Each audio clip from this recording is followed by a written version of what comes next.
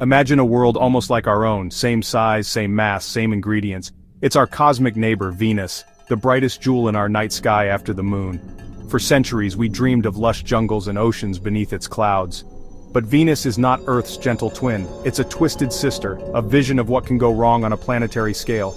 Venus is a world of crushing pressure and unimaginable heat, more hostile than our darkest nightmares. Yet we had to go. Curiosity drove us to see for ourselves. To reveal Venus, we built a machine, a probe, designed not to live but to witness. Its mission, a one-way plunge into the unknown, to show us Venus's true face for the first time. This was more than science, it was cosmic storytelling. What happened to Venus? Why did it stray so far from Earth's path? These are questions about ourselves too. The story of Venus is a cautionary tale written across an entire planet. Our probe was sent to read that story before being consumed by the world it sought to understand. The journey was a gamble, no one knew if the probe would survive. But the reward, a new perspective on our place in the cosmos. This little machine carried the hopes of an entire species, reaching out to touch the face of the goddess only to find a monster. Venus hides behind a thick, permanent blanket of clouds. Clouds made of corrosive sulfuric acid. This toxic veil reflects sunlight, making Venus shine, but hides the surface from our telescopes. For all of history, the ground on Venus was a mystery. The atmosphere is a trap, more than 90 times heavier than Earth's, with pressure like being a kilometer underwater.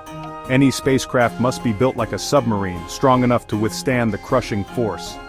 Then there's the heat. Venus is the hottest planet, hotter even than Mercury. Its thick atmosphere creates a runaway greenhouse effect, trapping heat and turning the planet into an oven. Surface temperatures reach 465 degrees Celsius, hot enough to melt lead. For any probe, this is a death sentence. Electronics fry, systems fail within minutes. Venus is a trifecta of terror: acid clouds, crushing pressure, and furnace-like heat. Its beauty is a deception, hiding a deadly reality. That's why we sent a robotic pioneer, Veritas, built to endure the impossible.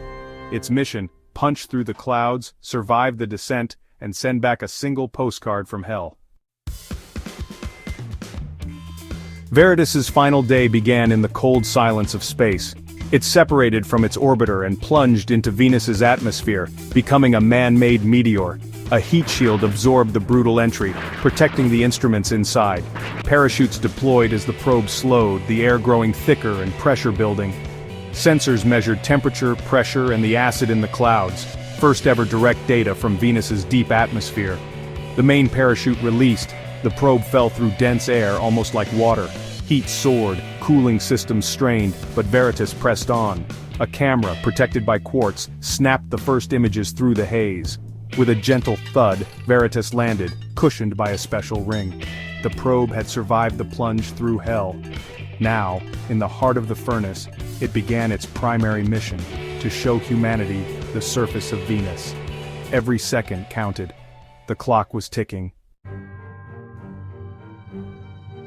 The camera lens popped off, revealing an alien, desolate landscape.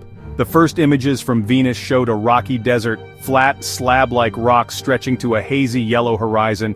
The rocks were sharp, volcanic, and broken, no signs of life, just silence and heat. Sunlight barely pierced the thick clouds, casting an eerie orange-red glow. The color camera revealed dark basaltic rocks, evidence of volcanic origins. Venus's surface was shaped by volcanoes, perhaps still active, fueling the planet's heat. Veritas's instruments confirmed the rocks were volcanic basalt, like Earth's ocean floor. But unlike Earth, Venus's crust seemed frozen in place, resurfaced by ancient lava flows.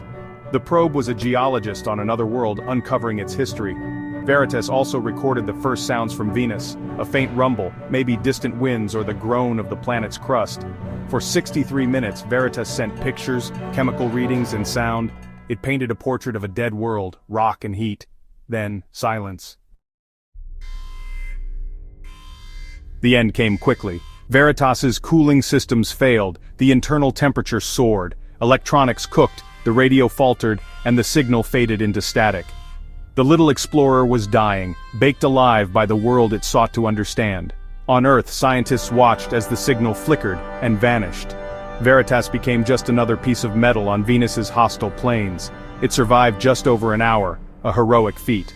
But it fulfilled its purpose, giving us our first look at our sister planet's surface. The dream of a paradise was replaced by the reality of a planetary inferno.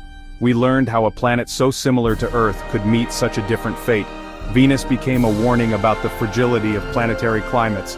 Its story guides our search for life elsewhere, and reminds us to protect our own world. New missions are coming, seeking answers. Was Venus always this way? Or did it once harbor oceans and life? Perhaps, buried in the rocks of our twisted twin lies the story of a lost paradise.